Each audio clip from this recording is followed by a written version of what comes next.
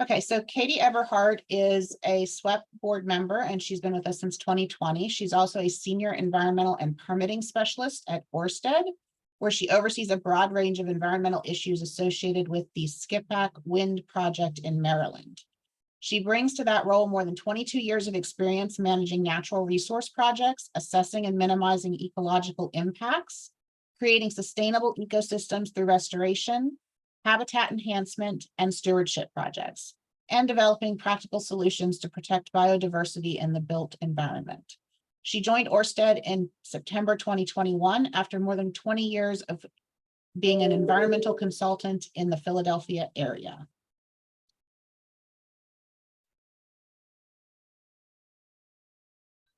So take it away, Katie. Yeah, thank you all. Can you hear me okay? I'm going to go ahead and share my screen. Well, I'm going to turn off my video and then I'm going to share my screen. So 1 second, please.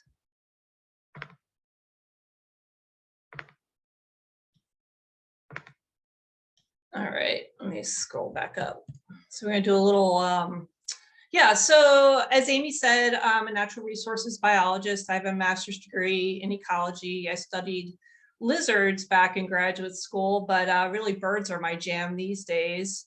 As Amy said, I've been consulting in the area since 2000. I supported the oil, gas, chemical, pharmaceutical, and the power sectors. And when I was in consulting, I did have the opportunity to work on a couple of wind projects, but just a little bit. And had always really interested me, you know, a lot. And I always wanted to get more involved with it. And then when this opportunity popped up with Ørsted, I jumped at the chance to really jump into the industry. And so I've been here almost a year in September. I work on a skipjack wind farm, which is the one that will be off the coast of Delaware and Maryland.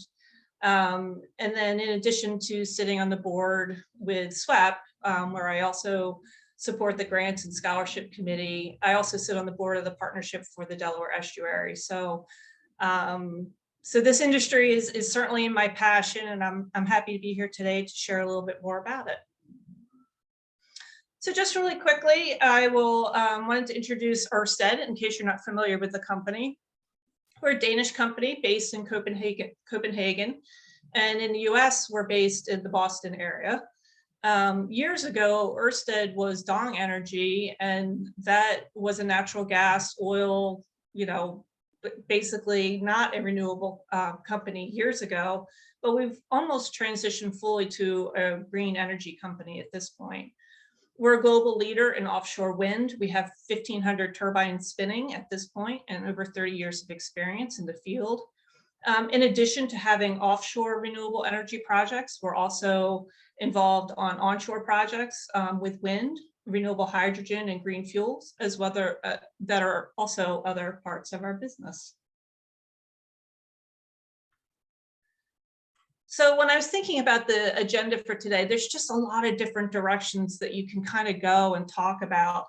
But what I thought I'd start with a little bit is kind of get everybody on the same page with what is an offshore wind farm? What are the different components of it? What does it actually kind of look like? Then we'll get into a little bit about the status of the wind industry. It's really growing by leaps and bounds right now. And then segue from there into the role of the environmental professional, because that's all what you're interested in hearing a bit about. All right, Amy, I'm going to stop sharing if you can show this video. So this video, I'm going to start off with this short little Ørsted video. It talks a little bit about how offshore wind farms work.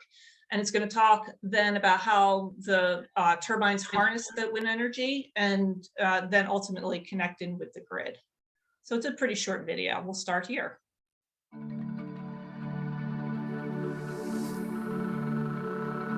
We humans have harnessed the power of wind for agricultural and industrial purposes for centuries. Today, however, wind is used as an affordable, renewable, and climate-friendly electricity source. At Ørsted, we build offshore wind farms across the planet to bring green energy to millions of people. You can't actually hear that, can you? I can hear it. I can Oh, hear okay. it too. Yeah, that's going. I think you're good, Amy. But how does it work? Naturally, a wind farm needs wind to generate energy.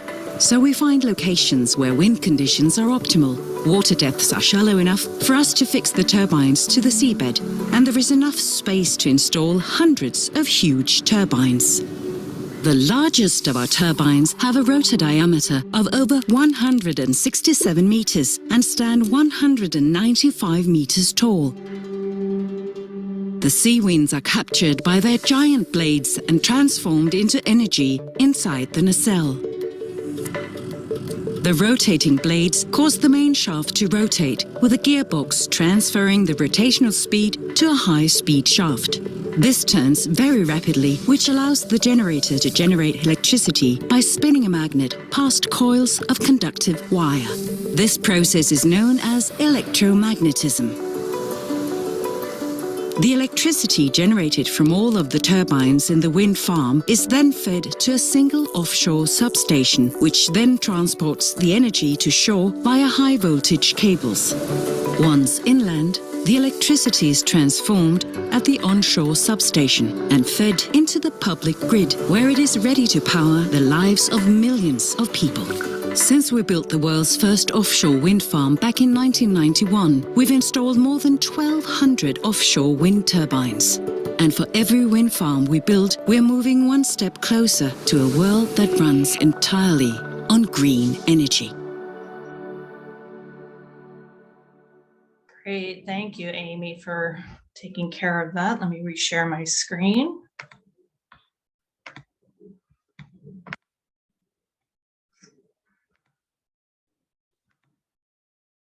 Okay.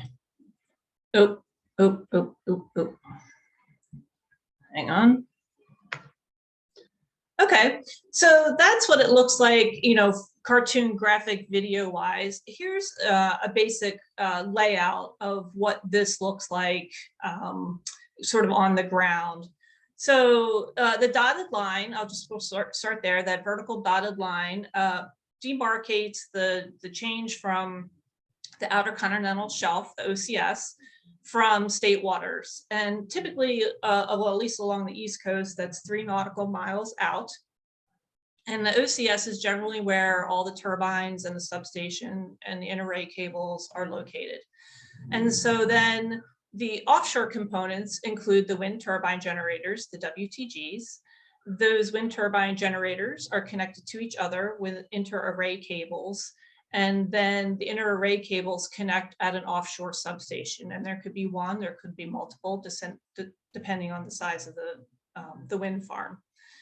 From the offshore substation, there's an export cable, the submarine cable, that goes into the transition joint bay. And so the transition joint bay is really where the transition from the subsea cable it goes into now a land-based cable. And so if you're ever in a parking lot where there's a transition joint bay, you wouldn't even know it was there. It's a vault in the ground. And it's really just an innocuous piece of equipment that you wouldn't even notice. Once you get onto onshore, from the transition joint bay, there's a cable that would either run underground or they might run overhead wires that go into the interconnection facility. And then from the interconnection facility, you have to go into then the substation.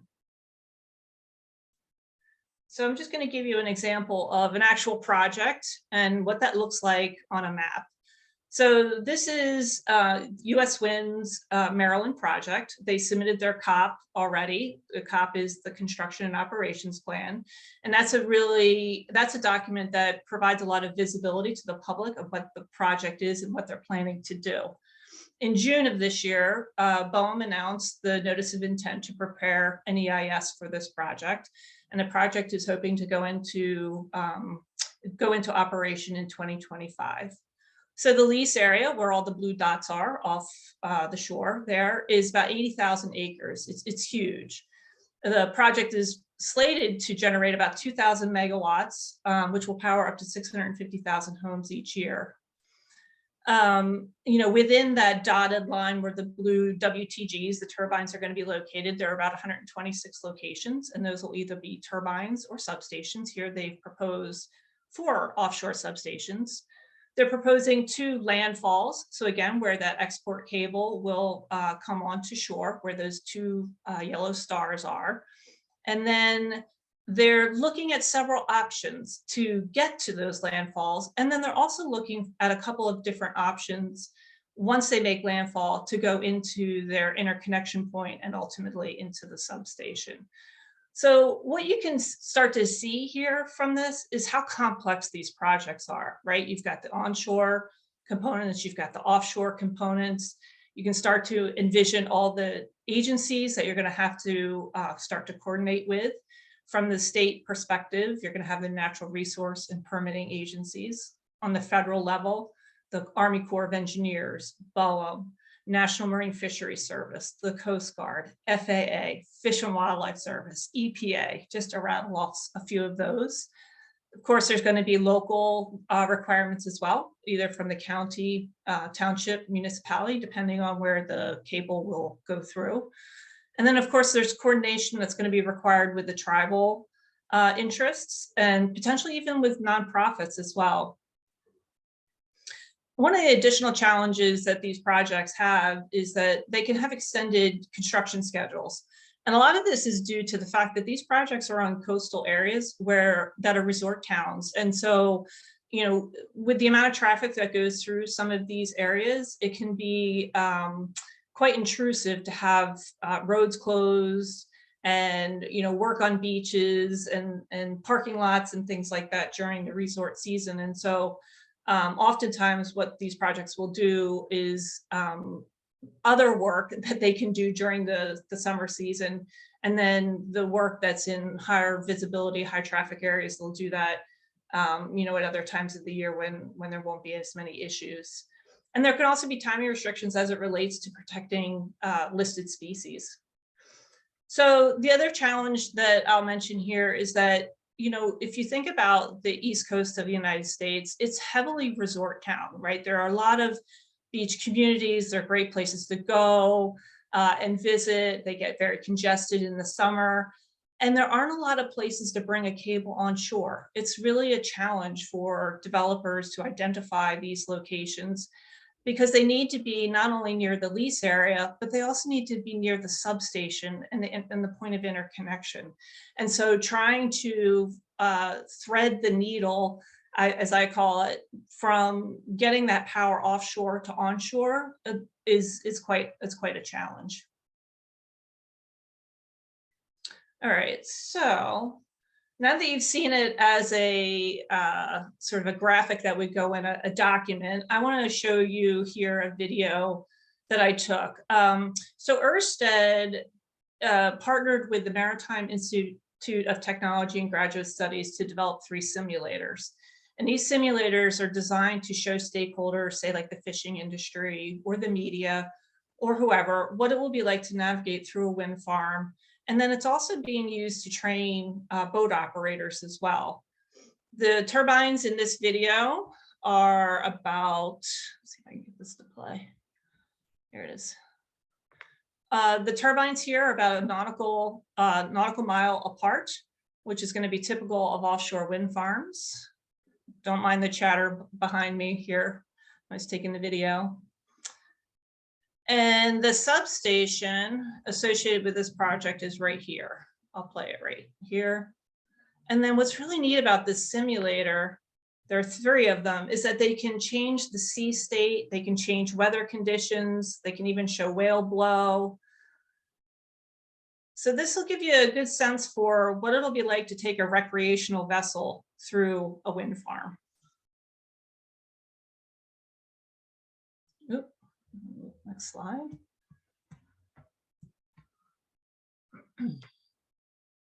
Okay.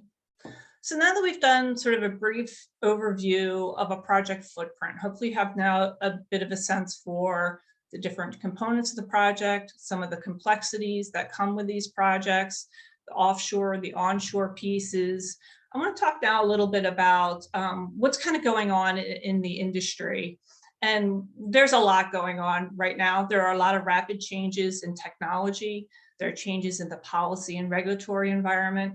And there's a lot happening in the development of the supply chain as well. Policymakers, developers, companies involved in the supply chain, we'll talk a little bit more about that. And the regulatory agencies are all collaborating to build an industry that's rapidly expanding towards meeting aggressive goals to increase our reliance on renewable energy. So let's first talk a little bit about the wind turbines, and then we'll talk about foundation technology after that. And this is all from the perspective of an environmental scientist. I'm not an engineer or an electrical person. This is just from the perspective of environmental scientists. So just want to ground you all a little bit. If you've been to Atlantic City or Brigantine or down to Lewis, Delaware, you may have seen the turbines that are in those two areas. And so the 5 Atlantic City turbines are about 380 feet from the ground to the top of the tip of the blade. The single turbine down at the University of Delaware, which was installed in 2010, is about 400 feet tall. And both of those units are about 1.5 megawatts to 2 megawatts. So pretty typical for your sort of more onshore application, but they're also older, right? And so since that time, there's been a lot of technology over the past 12 years. Block Island, which is the first commercial US wind farm off the coast of the United States, there are 5 turbines, 6 megawatt turbines there. They're 600 feet tall. What's interesting about that project is that prior to making that wind farm operational, the island was importing 1 million gallons of diesel fuel to operate a generator from 1925. At this point, now that the turbines are operational, the island is now powered entirely by offshore energy with lower cost to the consumer.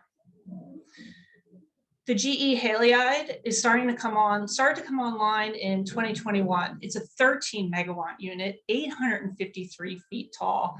And just to give you sort of a sense for what kind of energy those turbines are generating, is that one spin will power a home for 2 days. And at this point, you know, the height of the GE Haliade is almost approaching the height of the Eiffel Tower. So they're really just starting to rapidly increase in size. In the near future, Siemens Gamesa is looking to develop a 14 to 16 megawatt turbine. The prototype was installed in 2022, and it's looking to go into production in 2024. And just to give you a sense of the size of that unit, the blade is 377 feet longer, is 377 feet long, which is 17 feet longer than a football field. So that's just an immense turbine blade. The industry is already planning for the availability of a 20 megawatt unit. There's actually a company right now building a jackup vessel that can handle construction and should be available in 2024. So overall, what the point I'm trying to make here is that in the course of about 12 years, we've tripled the megawatt output, we've increased the efficiency, and we've also increased the size of these turbines. So I'm going to take a slight tangent here to explain what a jackup vessel is. I didn't know what that was before I started in this industry, and I thought you all might be interested to learn a little bit more about this. So jackup vessels are needed to install offshore components, and they're very unique. They have legs that anchor the vessel to the bottom of the seabed, and that helps to stabilize the platform during construction. Jackup vessels are also vessels that we use during our geotechnical investigations for the same reason. This is a picture of the, I'm not sure if I'm going to say this right, Charybdis. Incidentally, that's a sea monster in Greek mythology. It's the first Jones Act qualified wind turbine installation vessel in the United States.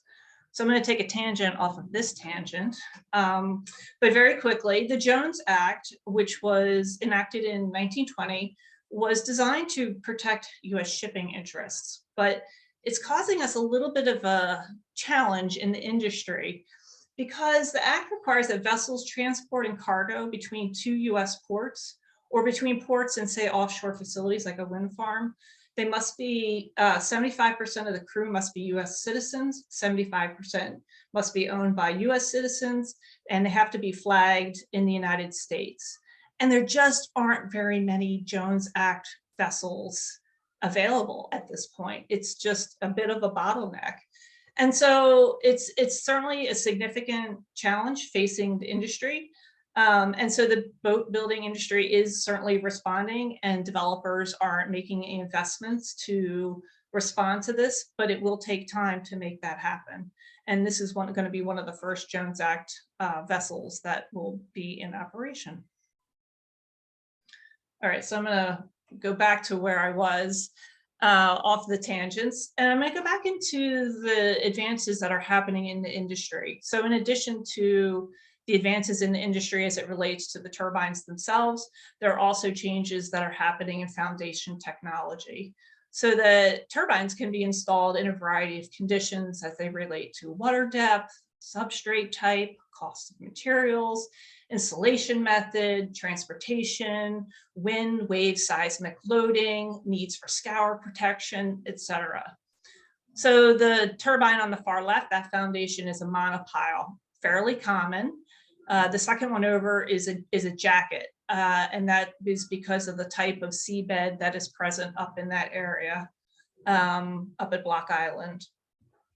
What's starting to happen now is the development of solutions that can be suitable for deep water conditions. So so California, as you know, has a very much deeper seafloor. It doesn't have the continental shelf like what we have off the coast, off the East Coast. And so there are a number of different solutions that are being tested and that are expected to roll out within the next couple of years. And what you can sort of start to see here between the more shallow water conditions versus the deeper water conditions is that there's going to be different impacts to the seafloor, right? And there might even be different impacts to the fishing community. There might be different impacts to the marine species that may use the waters off the coasts of the United States. And so, that's all going to have to be explored over time here too. So in addition to changes in turbines, changes in foundation technology, there have also been rapid advances on the policy front at both the state and federal level.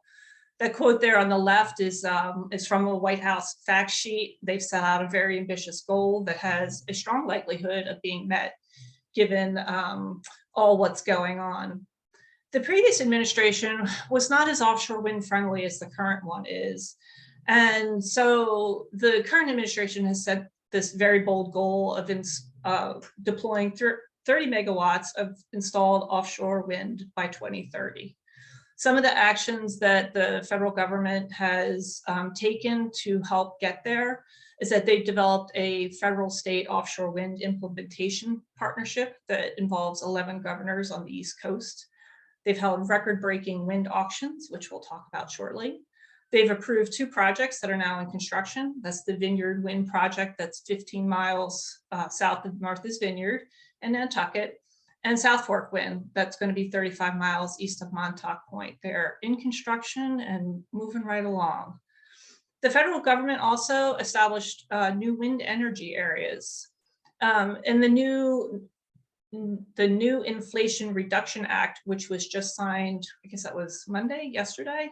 It's not solely a climate bill, but it will make some significant steps forward to advancing green energy transition by advancing initiatives that will create jobs and spur billions in economic activity. A couple of highlights that are relevant to the offshore industry include $150 million for the Department of Interior, $20 million for NOAA to hire personnel to expedite permitting energy projects, right? There's all these leases that are coming out, they're all for sale, and BOEM is going to need to staff up just like the developers are having to staff up. There's a new manufacturing tax credit to incentivize American supply chain partners to produce wind and solar components more competitively. And the hope is that these moves should spark some major investments by the private sector to support this emerging industry and build out the supply chain. So, that graph on the right is very interesting. You're seeing a lot of changes, over time in the past 70 years. I think we can fully expect to see that green line of renewable energy to continue to increase, over time.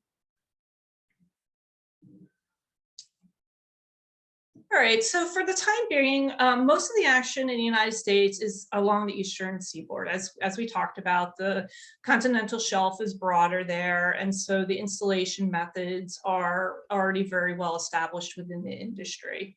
This panel is actually now a little bit more than a year old, and things have certainly evolved since then, but that left panel shows you the projects that are primarily east of Montauk and south of Rhode Island and Massachusetts. So there's a big cluster up there. The middle panel shows the cluster of projects in the mid-Atlantic area, so off the coast of New Jersey, Maryland, and Delaware.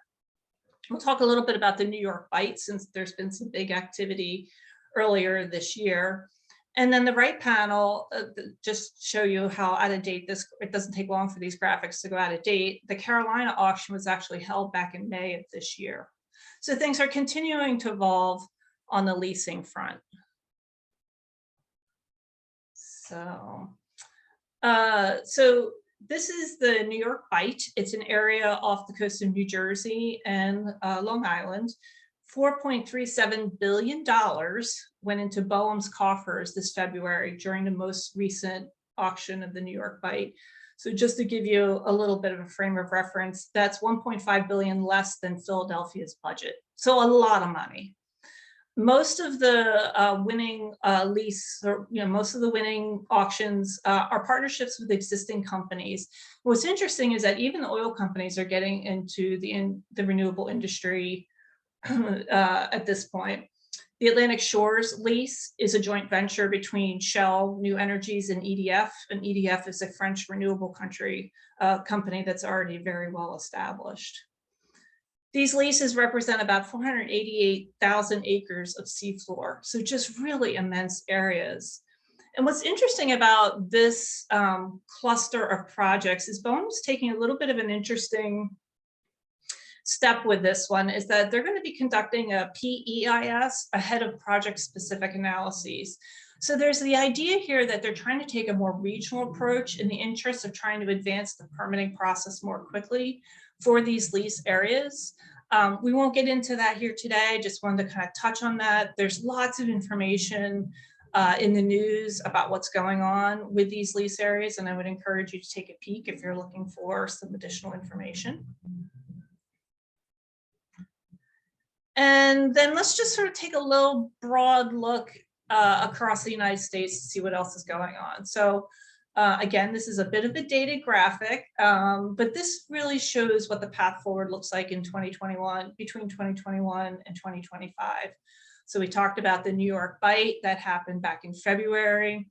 Also this year, the Carolina leases auction happened. California's starting to kick off. Gulf of Mexico is just starting to kick off. There's also additional interest in developing some additional leases in the central Atlantic area, and also off the coast of Oregon. In 2024, there's talk about the Gulf of Maine project starting to come into fruition. And I even saw relatively recently, as I was getting ready for this, that Hawaii is also looking to potentially get in the game as well.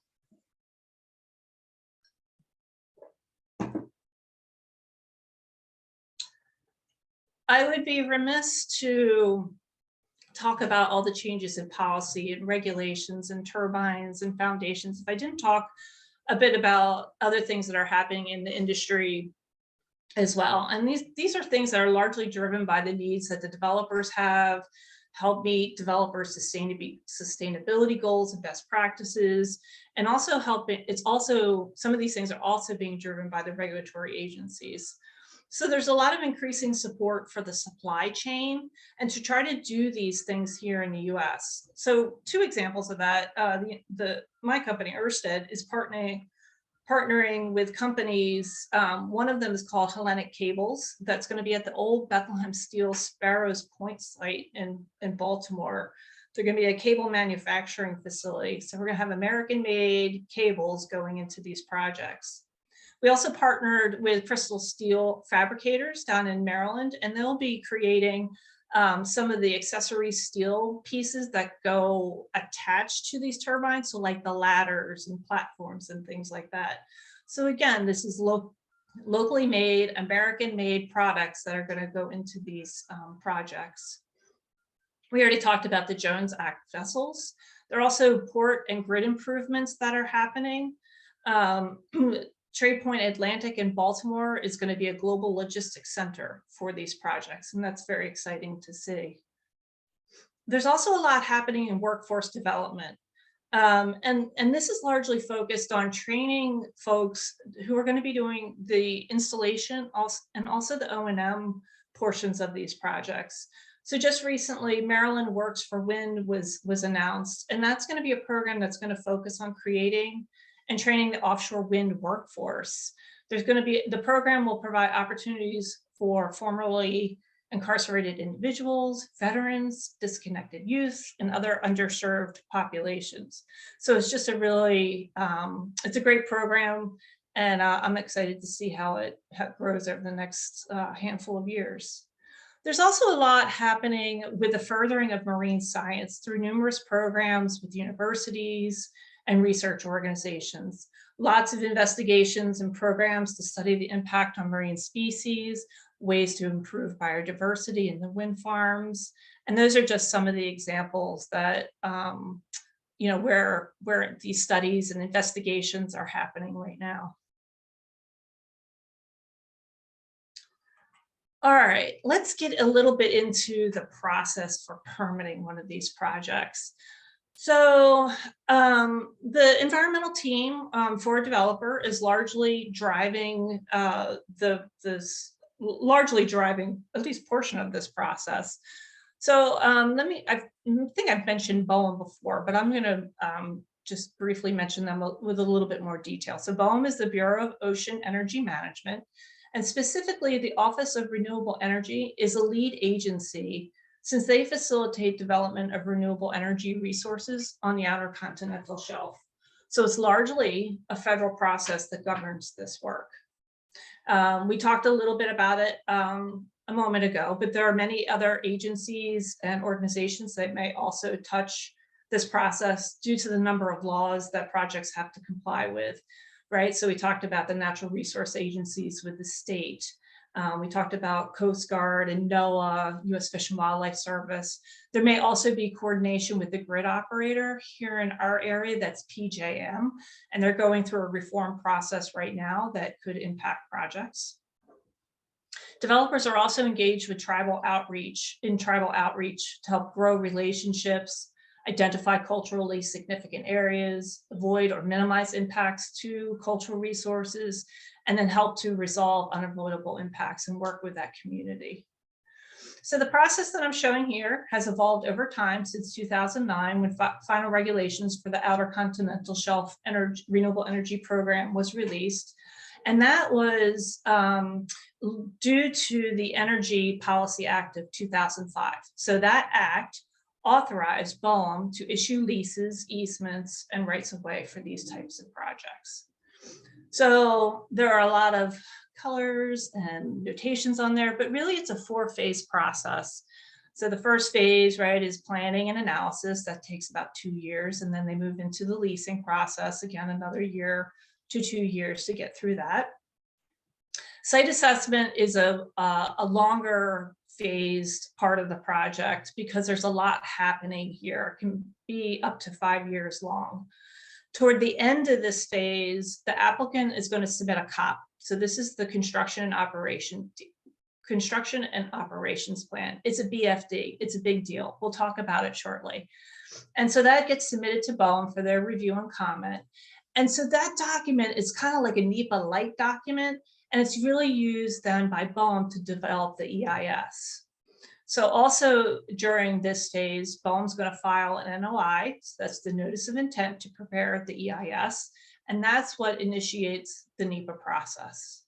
So as part of that process, there'll be public scoping meetings, a public comment period. BOEM's going to prepare the EIS, and that takes about 2 years. Every project's a little bit different. Federal permits will be worked on as well during that time period. And then really the end of this is the ROD, the record of decision. So that's basically BOEM's action to approve the COP. And when that happens, that's also a BFD, right? It's a big deal because that really then kicks off, a project, much into the construction phase of things. The ROD comes with a lot of conditions. You can do this so long as you do these 500 things. So it's a big document and it's a big deal for a project. And then construction and operation, 2 years, 3 years, it really just depends on the size of the project and the different components of the project that get completed. So I circled the COP since this is the big document that comes out of the environmental team. So maybe as a consultant, you've supported a COP. If you work on the industry side, you have a sense for what it's like to maybe review a COP if you've done that. So let's talk a little bit about the COP now. Okay, so as I said, the COP is the big deliverable from the environmental team. There are other big important documents. This is really one of the biggest ones, and it really relies on input from a multidisciplinary team of professionals because it covers such a broad range of topics. It can be volumes, it can be hundreds and hundreds and hundreds of pages, and it serves a number of really important purposes. So first of all, it provides a description of all the proposed activities and planned onshore and offshore facilities that the developer intends to construct and use for the project under that lease. It describes the activities related to the project, including construction, operations, maintenance, decommissioning, and site clearance. The COP also describes the affected environment and impacts from site development activities and proposed mitigation measures. And a lot of this comes from our consultants that are doing marine archaeological assessments and evaluation of historic properties and geotechnical investigations and coastal habitat assessments. And so there's a lot of topics. They generally kind of fall into those categories that you see there: physical resources, biological resources, cultural and visual resources, socioeconomic resources, and then transportation navigation. So it covers a lot of ground. Every COP is very different from each other. They're publicly available. They can be found on BOEM's website. If you wrestle with insomnia, I would encourage you to take a peek. And if you're interested in a particular topic, like the impact a project might have on the fishing community, or the visual impacts of a project, or how we're going to protect North Atlantic right whales during construction, those are all things that get covered in a COP. And unfortunately, we don't have time to get into all those things today, but there are a number of COPs out there for projects that are underway. And I would encourage you to peruse them just to sort of see what's in there and the level of detail that's required to prepare one.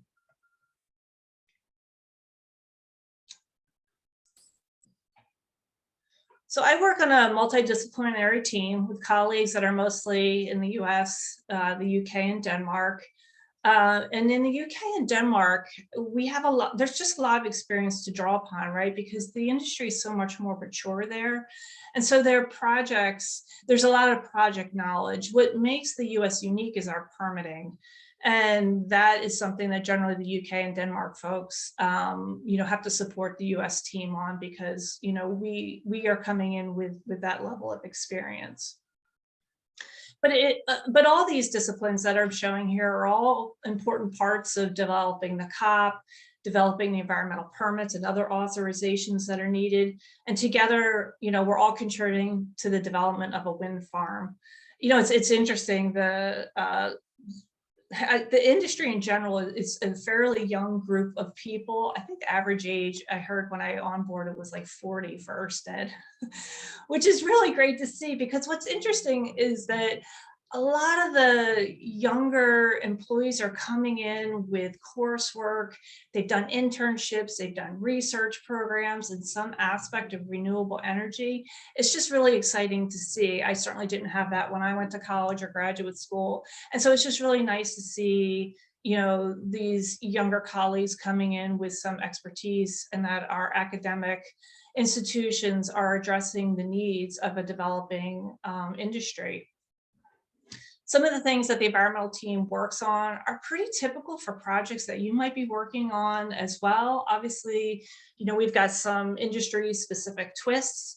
We do a lot of agency coordination. And what's kind of interesting about that is, we're learning the industry as the regulatory agencies are learning the industry, and things are evolving very, very quickly. And we get new guidance and updates on how they want to see things and how they want things done. We do a lot of oversight of consultants. We have lots of consultants because there's just, again, a lot of need for information on a broad variety of topics. We review reports, we do permit compliance, coordinate with internal stakeholders. We do some permit applications. We do a lot of strategizing. We do a lot of assessing of the impacts of new technology to our project as well. And one of the things that I've had an opportunity to do is that I've actually been training vessel crews on how to protect marine species. And that's just been a whole new world that, even as a biologist, I've had to learn a lot about how we protect marine species during site investigation work. So if this is an area that you might be interested in, whether as a company or as a potential future colleague, I have a couple of ideas here that I've jotted down of how to kind of learn a bit more and get further exposure to what's going on in the industry. So the offshore wind drinks, they do meetings all up and down. Actually, they do even meetings now on the West Coast, but they're like 2 times a year in Philadelphia. You can find them on LinkedIn. And they might be free. I kind of can't remember, but anyway, I would encourage you to take a look at those. You can hobnob with developers and other companies that are also interested or already involved in the offshore wind industry. In general, I think LinkedIn is a great resource for learning what's going on, because the developers are always posting things, BOEM is always posting things, projects are posting things, and these are just 2 examples. There are lots of organizations that, you can get linked in with to find out what's going on. Go to conferences if you can do that. Read the guidance documents, read the studies that are coming out. We just released, or just released back, I guess it was like earlier in the summer, about the impact of the Block Island wind farm to fisheries. And that was released to the public. And, if you're interested to see, what those results are, that's out there and available for reading. If you're interested in actually pursuing a position in the industry, the job boards, oftentimes you'll see the postings, it'll say like, we want somebody in Boston or we want somebody in Annapolis. I would encourage you to apply anyway, because I just think that the industry really needs good people right now. I work with lots of colleagues around the country, and I myself found that it didn't really matter. I sit remotely in Philadelphia. I do use our local, we do have offices in other places that I do, go to, but I would encourage you to not be too concerned about a location on a job posting. I would encourage you to just apply anyway. And then if you're a consultant interested in working with a developer, then I would encourage you to go to the developers' websites to go get more information about how to potentially sign up with them. This is the information for Ørsted. I suppose we'll be making this publicly available, but you can always reach out to me and I can give you the contact information. I don't have any control over our contracting. We are working with a consultant right now, but there are lots of opportunities coming out all the time with all these developers, especially as new leases are happening. So I'm going to end here. 1 second. So on a final note, I'm going to show you this inspiring video. One of the things that I think is best about this industry for me personally is that I really feel like I'm doing something positive for the environment from an environmental perspective. I've always been a nature kid. I've always been interested in biodiversity, particularly birds, conservation, restoration. And I really feel like this is the job that's giving me the opportunity to give something back to the environment. And it's, that is really helps to nurture my soul really every day.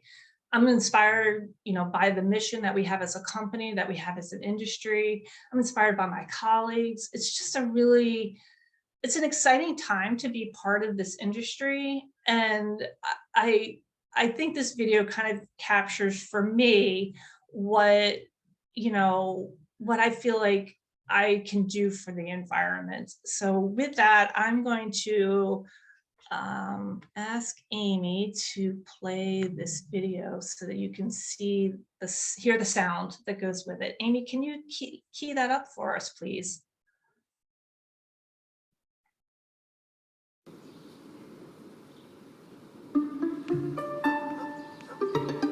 Home. It's not what we think it is.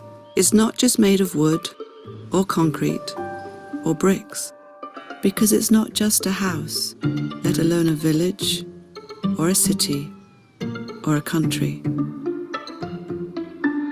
Our home is bigger. You may not have explored all its rooms, its passages, wandered its many gardens, bathed in its waters, looked out from the very top floor, nor met all those you live with.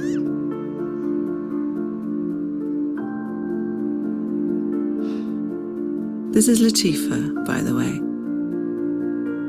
It's still your home, still mine, still theirs.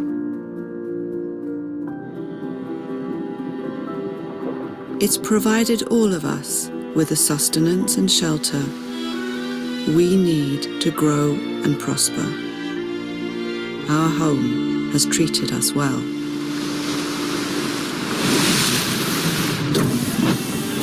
But as temperatures increase and sea levels rise, it's time to change the way we treat it. It's not easy to change our ways, but if we all look beyond our own walls and see our home for what it really is, it might change you. Like it's transforming us from a black to a green energy company. We no longer produce oil and gas and have decided to stop all use of coal to focus entirely on green energy. And we've already built the world's largest offshore wind operation, enabling millions of people to benefit from the powerful forces of the wind at sea. We want to help create a world that runs entirely on green energy. Because the place we all call home needs love, but love means nothing without action.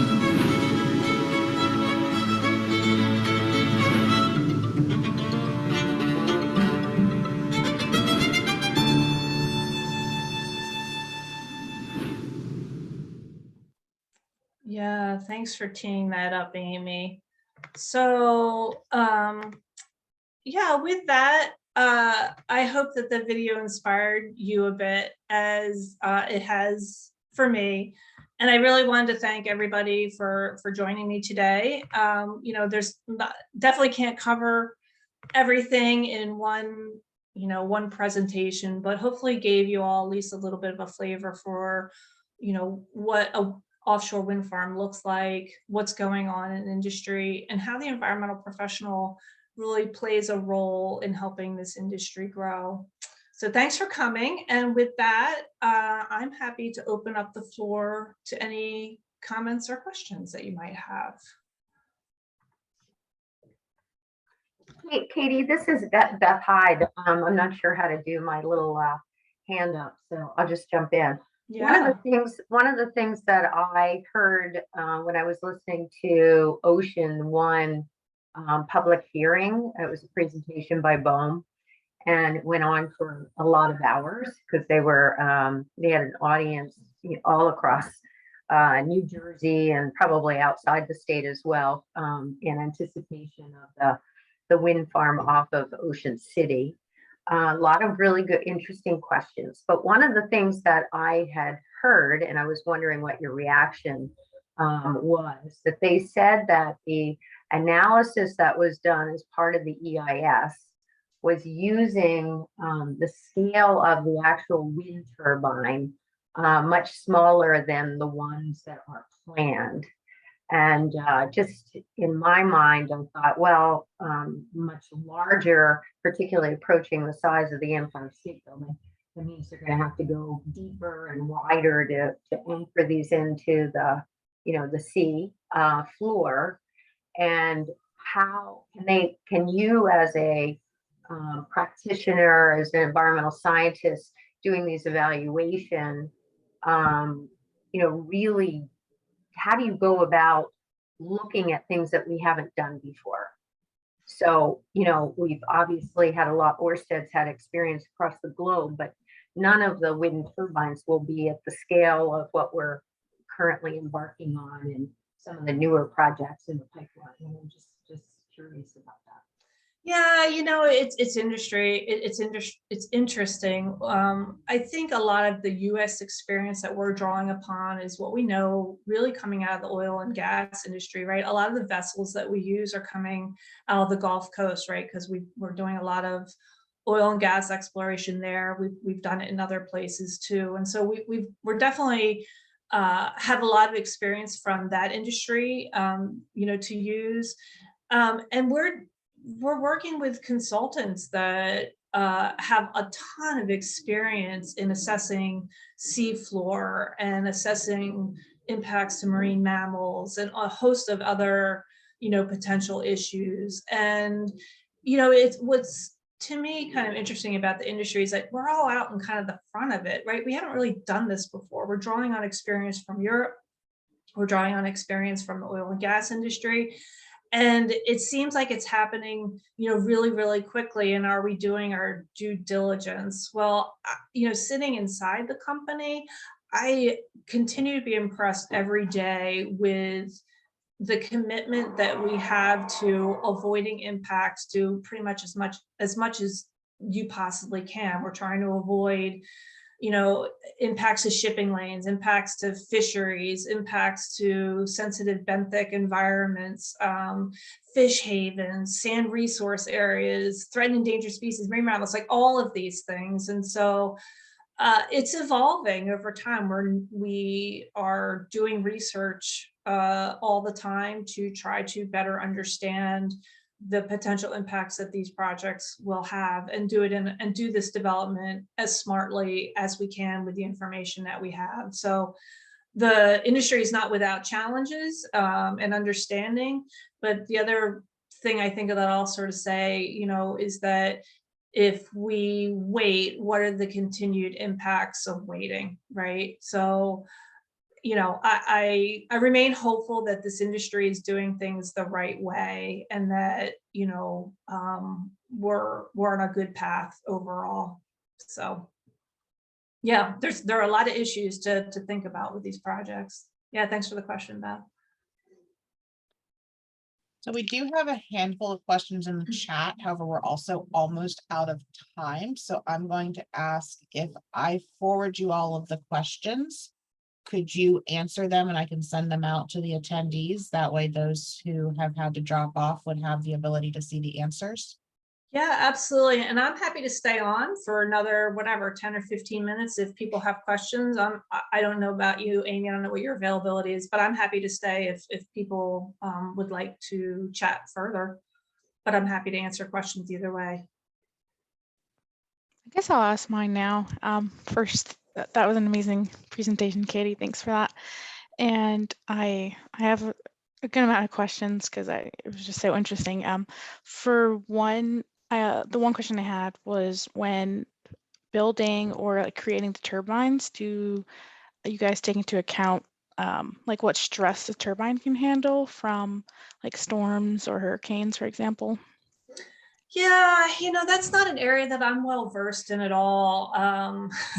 That's sort of more of an engineering question. I don't know enough about, I know, so certainly like Block Island's been up there, installed since 2016. And I think that's withstood a number of storms. We obviously have more and more hurricanes going through all the time. And that's part of an analysis that goes in the COP to understand the meteorological conditions that these turbines will be installed in. But I can't really speak to sort of the engineering, side of, what they do to make sure it can withstand some of these big hurricanes that go through. Gotcha, thanks. And then the other question I had was, well, the turbines exposed, consistently to air and water. How do you protect it from erosion? Yeah, corrosion and O&M, will happen over the course of, the lifespan of these projects. These projects will be, in the water for 25 years. We have a lot of experience as an industry, of course, because, there have been turbines in the water for a long time over in Europe. And these manufacturers are continuing, obviously, I would think, to, improve their ability to, for these turbines and the turbine parts to, withstand, those tough sea conditions. So yeah, I don't know what they specifically do. I would imagine probably in some really high wind conditions, they probably have a shut off. I know the onshore ones do that. They'll also shut them down for bird migration. I don't know enough about how the offshore turbines operate. I'm assuming there's probably also a stop limit on it too, a regulator of some sort. Gotcha. And then my last question, which I think is more towards, you said you were, your master's was in like ecology, right?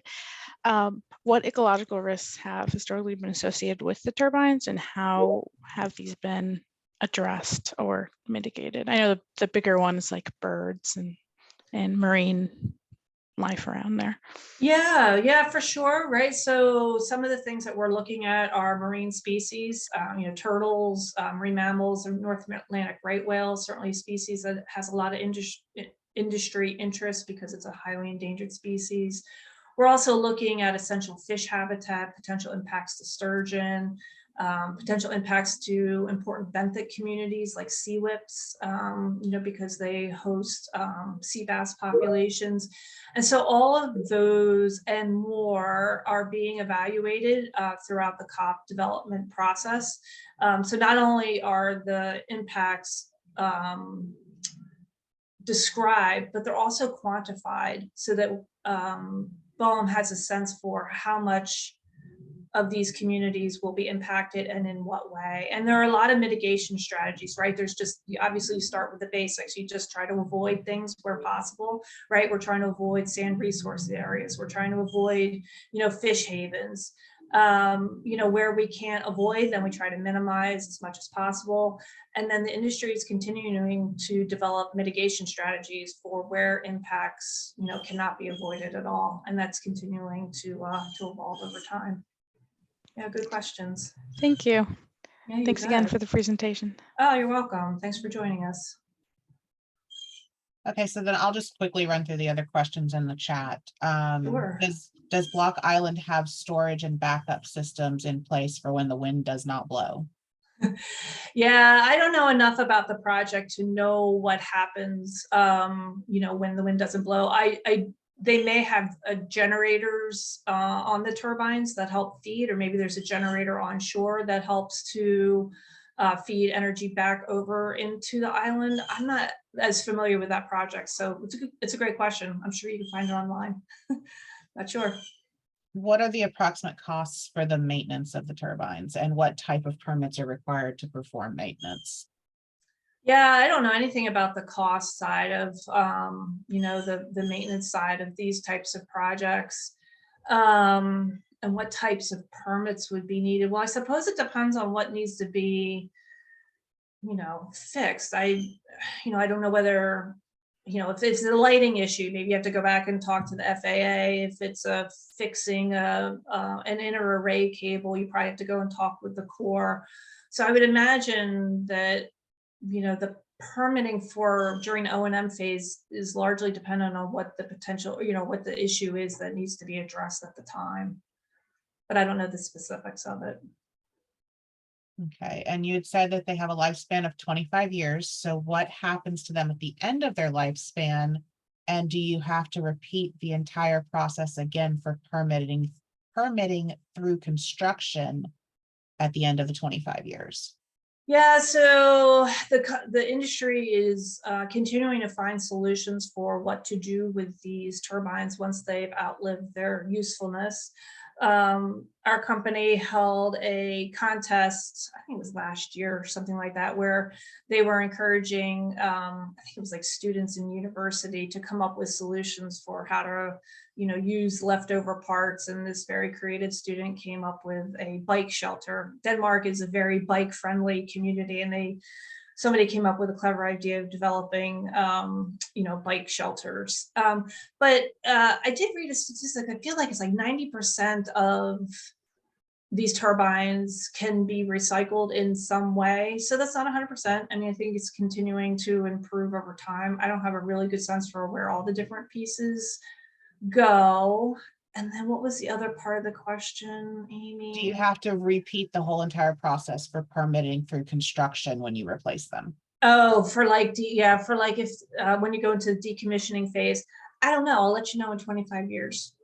I'm not sure what the process is for decommissioning, and it's different over in Europe. We haven't done it here yet. So, I mean, obviously there's going to be some impact to, the seafloor. There's going to, we're going to have to go back and talk about marine mammals again, and sea turtles and sturgeon and things like that. So obviously there's going to be still a fair amount of coordination that's needed during decommissioning. Are the projects only being funded by private companies, or will there be any government or publicly owned windmills or wind farms? Sorry.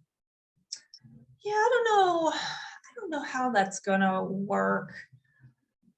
Yeah, I don't know. I mean, I feel like in the US, it's private developers. I don't know that any of the projects that I'm aware of have funding from, a local or state government. I'm not really sure about that. Most of the investment that I'm aware of is coming from industry. And I think that covers all the questions, unless anyone has another question they'd like to ask. Oh, sorry. Where does all the money go from the auctions? You said it goes to BOEM. Yeah, it goes into BOEM's coffers. I'm not sure. We should check their bank account. Yeah, I don't know. I mean, that's a great question. I don't have a sense for where that goes, but they did get a nice influx of money, and they've got obviously more money coming in. I do hope it's to help staff up as well, but yeah, I'm not sure. Good question. Okay, I do not see any other questions, so thank you for your time today. Thank you, everyone who attended. It was a wonderful presentation, as many people have said in the chat, and we look forward to seeing you at our next event. Yeah, be sure to sign up for our fall party. It's a lot of fun. Thanks for coming out, really, everybody. I really enjoyed putting this together. It gave me a chance to kind of dive into some things I haven't spent a lot of time on. It's just a really interesting industry. There's just a lot going on, and I appreciate you taking an hour to learn a little bit more about it. If you have more questions, please feel free to reach out. I'm happy to answer anything that you might have after this is over. So thanks again. Enjoy the rest of your summers. Thanks, Katie. Take care, everyone. Yeah.